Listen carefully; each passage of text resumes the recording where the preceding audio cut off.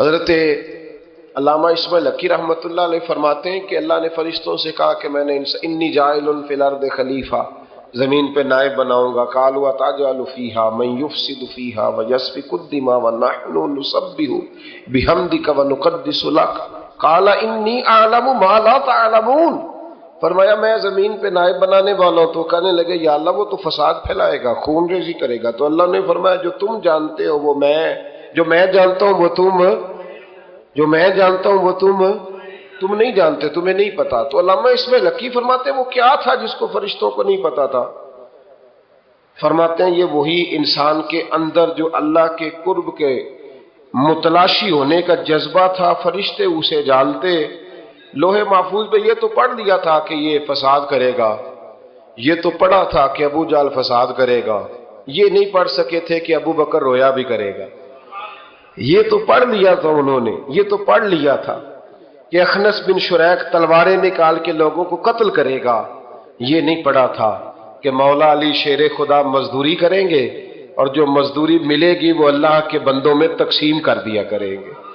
یہ تو انہوں نے پڑھ لیا تھا کہ ابو البختری، ابو لہب یہ لوگوں کے گلے کاٹیں گے، پر یہ نہیں پڑھا تھا کہ عثمان غنی رضی اللہ تعالیٰ عنہ قحط کے زمانے میں بھی کروڑوں کا مال اللہ کے راستے میں خرچ کر دیا کرے۔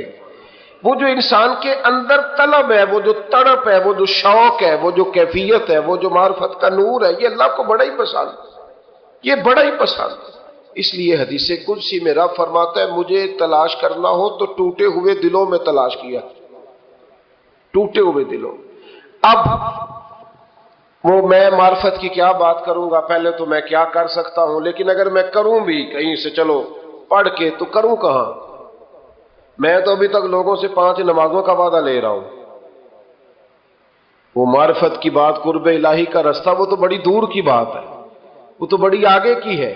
ابھی تک تو ہم یہ وعدہ لے رہے ہیں کہ داڑھی رکھ لو گے، سچ بولو گے، حلال کھاؤ گے۔ مطلب وہ جو ہمارے بزرگوں نے لکھا، وہ جو جذب ہے، وہ جو کیفیت ہے، وہ جو عبادت ہے، وہ جو تڑپ ہے، اور وہ پھر جو ایک مقام ہے کہ انسان اپنے رب کی اس طرح عبادت کرے کہ وہ اپنے رب کو دیکھ رہا ہے۔ آپ کتاب و سنت کا جب مطالعہ کرتے ہیں تو آپ غور فرمائیں کہ نبی پاک صلی اللہ علیہ وسلم نے مختلف صورتوں کے فضائل بیان کیے۔ پھر نبی پاک علیہ السلام نے اللہ کے مختلف اسماء کا، مختلف ناموں کی فضیلت بیان کی۔ فرمایا جو آدمی سبحان اللہ کہتا ہے اسے 30 نیکیاں ملتی ہیں، اور جو تسبیح فاطمہ ہی پڑھ لے رضی اللہ تعالی عنہا۔ تسبیح فاطمہ یعنی 33 بار سبحان اللہ، 33 بار الحمدللہ، 34 بار اللہ اکبر، جو شخص یہ پڑھ لے اس کے گناہ سمندر کی جھاگ کے برابر بھی ہوں۔ سمندر کی جھاگ کون ماپے گا کہ سمندر کہاں سے چلا اور کہاں پہنچا؟ تو فرمایا سمندر کی جھاگ کے برابر بھی اگر اس کے گناہ ہوں گے، اتنا بڑا پاپی بھی ہو، تو یہ اللہ کا ذکر کرنے کی برکت سے، تسبیح فاطمہ پڑھنے کی برکت سے اللہ اس کے گناہوں کو معاف فرما دے۔ نماز میں، عبادت میں دل لگ جائے تو مطلب یہ کہ خشوع حاصل ہو گیا۔ وہ کہے کہ میں نے بڑی جھک کے رکوع کیا اور بڑی میں نے دبا کے سجدہ کیا، تو احکام تو ایسے ہی ہے، کرنا تو ایسے ہی چاہیے، لیکن خشوع کا معنی کیا ہے؟ دل کا لگنا۔ غور کرنا ہے آپ نے بات پہ۔ خشوع کا معنی دل جب تک نہیں لگتا نماز میں خشوع نہیں، دل جب تک نہیں لگتا تلاوت میں لذت نہیں، دل جب تک نہیں لگتا ذکر کا مزہ نہیں، دل جب تک نہیں لگتا غلامی کا مزہ نہیں، دل جب تک نہیں لگتا عقیدت، محبت، یہ سارے لفظ بے معنی۔ دل لگنا بڑا ضروری ہے۔ اب ایک حدیث جب پڑھوں گا نا تو آپ کہیں گے کہ اتنی بڑی بات اور ہمیں خبر ہی نہیں کہ دل لگنا کتنا ضروری ہے۔ نبی پاک علیہ السلام کا فرمان صحیح مسلم میں موجود ہے۔ حضور نے فرمایا میں اس دل سے پناہ مانگتا ہوں جو دل تو ہو پر اس میں خشوع نہ ہو۔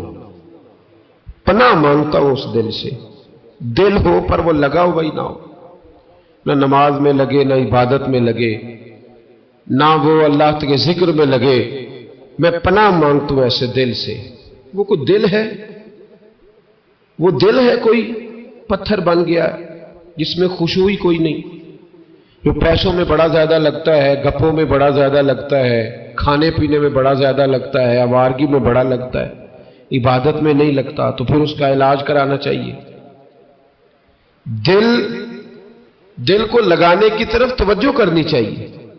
دل جب لگ جاتا ہے نا تو پھر وہ جدھر لگ جاتا ہے پھر وہ ادھر ہی رہتا ہے، دائیں بائیں نہیں جاتا، اور جب لگتا نہیں تو پھر وہ گھومتا ہی رہتا ہے، وہ آوارہ ہی رہتا ہے، پھر اس کی کوئی حیثیت نہیں ہوتی۔ اس کا لگ جانا بڑا ضروری ہے۔ اس دل کو اللہ اور اس کے رسول کے راستے میں لگا دینا یہ بڑا اہم اور بڑا ضروری امر ہے۔ نہیں نہ لگے گا تو یہ خراب ہو جائے گا، بگڑ جائے گا، اس پر محنت کی ضرورت ہے۔ نبی پاک علیہ وآلہ وسلم سید عالم صلی اللہ علیہ وسلم کے جو غلام تھے نا، ان کا جب دل نہیں لگتا تھا تو دل کی شکایت کرتے۔ ایک صحابی نے عرض کی حضور میرا دل سخت ہو گیا، نرم ہی نہیں ہوتا۔ محبوب علیہ السلام نے فرمایا تو یتیم کے سر پہ ہاتھ پھیرا کر، اللہ تیرے دل کو نرمی عطا کر دے۔ تو کسی یتیم کے سر پہ تیرا دل لگ جائے گا، اس میں نرمی آئے گی۔ یتیم کے سر پہ تو ہاتھ رکھے گا نا، جس کا باپ فوت ہو گیا اس کے سر پہ تو ہاتھ رکھ، اللہ تیرے دل میں نرمی پیدا کرے۔ محبوب نے بیان کیا۔ حضرت جناب سیدنا سری سختی رحمت اللہ علیہ فرماتے میرا دل سخت ہو گیا تھا، میں بڑا پریشان رہتا تھا۔ حضرت معروف کرخی رحمت اللہ علیہ کی بارگاہ میں کئی دفعہ عرض کی، میں نے کہا بابا میں اس کا کیا کروں، یہ سخت ہو گیا، مہینوں ہو گئے یہ اللہ کے خوف میں نہیں رویا، سالوں بیت گئے حضور کی نعت سن کے نہیں رویا، اب تو کتنا وقت گزر گیا ہے، اسے مدینے جانے کے لیے بھی رونا نہیں آتا۔ حضور یہ سخت ہو گیا ہے، کوئی رحمت کی نظر ہو، خشکی سی آ گئی ہے، عجیب سی میل چڑھ گئی ہے۔ فرماتے کئی دفعہ میں نے خواہش کا اظہار کیا۔ ایک دن نا عید کا دن تھا تو حضرت معروف کرخی نے ایک چھوٹا سا بچہ انگلی کے ساتھ لگایا ہوا تھا، تو حضرت آ رہے تھے تو میں نے کہا حضور آپ کدھر سے آ رہے ہیں، یہ بچہ کون ہے؟ فرمانے لگے یتیم ہے۔ سارے بچے عید والے دن اخروٹ کے ساتھ کھیل رہے تھے، بیچارے کے پاس اخروٹ کوئی نہیں، تو حضور آپ کیا کریں گے؟ تو حضرت معروف کرخی کہنے لگے پیسے تو میرے پاس بھی کوئی نہیں اخروٹ خرید کے دینے کے، میں یہاں سے کھجوروں کی گٹھلیاں چنوں گا، وہ گٹھلیاں بازار میں بک جاتی ہیں، میں یہ گلیوں سے گٹھلیاں چنوں گا اور چن کے میں نے کہیں بیچوں گا، اور جب میں انہیں بیچوں گا تو پھر یتیم کے لیے 2-4 اخروٹ خریدنے کے قابل ہوں گا، پھر میں اسے اخروٹ خرید کے دوں گا۔ پتہ نہیں کہاں کی بات سنا رہا ہوں میں آپ کو، اور پتہ نہیں کہاں کا ذکر کر رہے ہیں بابا جی۔ بچہ یتیم ہے، بچے اخروٹ سے کھیل رہے تھے، اس کے پاس اخروٹ کوئی نہیں۔ بابا آج کا پیر تو معرفت کی بات کرتا ہے، تو یتیم کے لیے گٹھلیاں چننے چلا ہے۔ آج کا پیر تو کہتا ہے میں اے سی والے کمرے میں بیٹھ کے تمہیں بڑا عرش کے اعلیٰ کی بات بتاؤں گا، یتیم کے لیے گٹھلیاں چننا، مدرسے کے طلباء کی نوکری کرنا، یتیموں کا، غریبوں کا، ان مجبوروں کا خیال کرنا، یہ تو رواج ہی نہیں ہے آج کا۔ بابا تو کیا کہانی سنا رہا ہے؟ تو حضرت معروف کرخی کہنے لگے گٹھلیاں چنوں گا، پھر انہیں بیچوں گا، پھر جب کچھ پیسے ملیں گے نا تو میں اسے اخروٹ خرید کے دوں گا، اور فرمانے لگے جب یہ اخروٹ سے کھیل کر ہنسے گا نا تو اللہ میرے دل کو سکون عطا فرمائے گا۔ میں گٹھلیاں چننے جا رہا ہوں، میں مزدوری کرنے، تیری تلاش میں پھرا میں جنگل، پہاڑ اور دشت میں۔ تو حضرت سری سختی فرماتے ہیں میرے گھر میں پیسے تھے، میں نے کہا حضور اگر یہ نوکری مجھے مل جائے تو میں غلام جو ہوا، اگر مجھے دے دے یہ نوکری تو میں نہ کر لوں؟ فرمانے لگے تو کر لے۔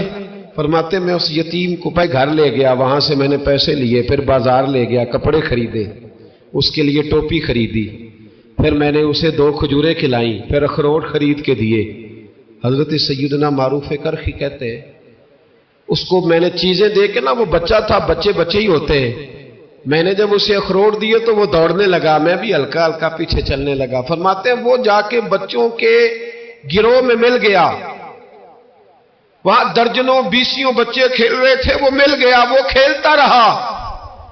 آپ فرماتے ہیں لوگوں اس دن میرے رب نے میرے دل کو اپنے قرب کی لذت بھی عطا کی، اور میرا دل تھا میرے سینے پر ساری رات، تھا میرے سینے میں میرا دل، پر ساری رات میرے نبی کے قدموں کا طواف کرتا رہا ہے۔ اب نہ لگ گیا ہے، پاک ہوئے تے پاک بھی ملدا ہے، اے بنا پاکوں پاک نہیں ملدا۔ سادے وجود نو تون دے نالوں اکو تولا ہے ٹکڑا دل دا۔ یہ دل میں خشوع پیدا ہو جائے نا، خشوع تو یہ لگ جاتا ہے۔ نبی پاک صلی اللہ علیہ وسلم نے فرمایا قیامت میں اللہ کے عرش کے سائے کے علاوہ سایہ نہیں ہوگا۔ اللہ کچھ لوگوں کو اس دن اپنے عرش کا سایہ دے گا۔ ایک اس شخص کو بھی اللہ سایہ دے گا جو نماز پڑھ کے آ تو جاتا ہے پر دل اس کا مسجد سے لگا رہتا ہے۔ جس کا دل لگ گیا نا وہاں دل، جس کا دل لگ گیا۔ حضرت ربیع بن خثیم رضی اللہ تعالیٰ عنہ ایک تابعی تھے، وہ کہتے ہیں میرے کسی نے دل میں بات ڈال دی کہ بس دل میں ڈال دی کہ نظریں جھکا کے رکھنی ہے۔ بس کسی نے دل میں بات کہ نظریں جھکا کے رکھنی ہے۔ 20 سال وہ آتے رہے حضرت عبداللہ ابن مسعود کے گھر، تو نظریں اس طرح جھکا کے رکھتے تھے، جب دروازے پہ دستک دیتے تھے نا تو حضرت عبداللہ ابن مسعود کی کنیز دیکھنے جاتی تو کہتی تھی حضور وہ آپ کا نابینا دوست نہیں، وہ نابینا وہ آیا دروازے پہ۔ حضرت بات سن کے ہنس دیتے۔ 20 سال گزر گئے۔ کتنے؟ کسی کو کہا جائے نا پیر صاحب مرید کو وظیفہ بتائیں کہ 20 دن کرنا ہے تو نامے دن پوچھے تو کہندے میں ادھر نہیں کیتا جدن تساں دسیا سی، اس دن تو میں نے کیا تھا۔ تو پھر ساتھ ہی کہتے ہو ہمیں غوث پاک بھی بنا دو، جلدی جلدی ان کی لسٹ میں بزرگوں کی شامل کر دو۔ تو بھائی ذرا ٹھہر جا، 20 سال آتے رہے، 20 سال۔ ایک دن کہا تھا کسی نے نظر جھکا کے رکھنا تو کہتے کنیز باہر جاتی، کہتی حضور آپ کا وہ نابینا دوست نہیں وہ آیا، تو حضرت ہنس دیتے۔ 20 سال گزر گئے تو کنیز ایک دن کہنے لگی حضور میری جرت تو نہیں پر مجھے بتائیں تو صحیح کہ میں جب بھی آگے کہتی ہوں نابینا ہے آپ ہنستے ہیں، میں نے 20 سال نہیں پوچھا، آج تو زمانہ بیت گیا، بتائیں تو صحیح۔ آپ فرمانے لگے وہ نابینا نہیں، اس کا دل لگ گیا ہے، یہ بات بیٹھ گئی ہے کہ نظریں جھکا کے رکھنی ہے۔ وہ نابینا نہیں، اسے تو نظر آتا ہے۔ آج جب آئے گا نا تو پردے کے پیچھے کھڑی ہو کے دیکھنا، جب دوبارہ آیا تو بی بی کہتی ہے پردے کے پیچھے میں نے کھڑے ہو کے دیکھا، وہ تو آنکھیں کھول کھول کے دیکھ رہا تھا، اس کا دل لگ گیا تھا کہ جب کوئی عورت نظر آئے تو پھر نظر جھکا لینی، پھر نابینا بن جانا ہے، تو اس کو بن گیا تھا، لگ گیا دل اس طرف تو بات بن گئی۔ تو حضرت عبداللہ ابن مسعود جناب ربیع بن خثیم رضی اللہ تعالیٰ عنہ سے فرمانے لگے تو تابعی ہے، کاش تو صحابی ہوتا، اور مجھے امید ہے اگر مصطفیٰ کریم تیرا چہرہ دیکھتے تو ضرور تجھ سے راضی ہوتے، کاش تو صحابی ہوتا۔ بھائی اس کا علاج کرائیں، خشوع ہی نہیں ہے، دل لگ ہی نہیں رہا۔ آپ یقین کریں بہت سارے ایسے لوگ ملنے آتے ہیں، دل کرتا ہے انہیں کہا جائے یار تو چلا جا پھر کبھی آنا، تو یہ کیسی بات ہوئی؟ تو بیٹھا کسی کے پاس ہے، سوچ کسی اور کو رہا ہے، دیکھ کسی اور کو رہا ہے، جو تجھے دیکھ کے پھر کسی اور کو بھی دیکھے۔ ایک تماشائی ہے وہ طالب دیدار نہیں۔ او بھائی نہیں دل مانتا کہ تو یار کدھر تم، مطلب تیری توجہ ہی نہیں، تو پتہ نہیں کون ہے، کس کو تو سوچ رہا ہے، کس کی طرف تو دیکھ رہا ہے، کس لیے تو آیا ہے۔ بھائی سارا زمانہ لائن میں کھڑا تھا پیالے لے کے، سب کو خیرات ملی، ایک آدمی کے جو پیالے میں گیا وہ گر گیا، اس نے ساتھ والے سے پوچھا یار میرا تو گر گیا، ملا تو تھا پر گر گیا۔